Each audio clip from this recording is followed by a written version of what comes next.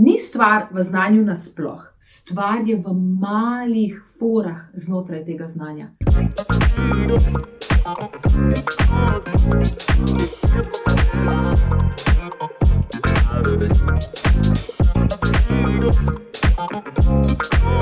Enačba, ki je v splošni uporabi in ste ji priča vsak dan, ni stvar v znanju nasploh, stvar je v malih forah znotraj tega znanja.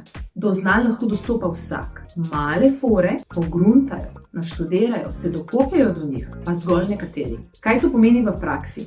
Da se vsak povprečnež za povprečno uporabo prebije preko povprečnega znanja in ga tudi povprečno koristi.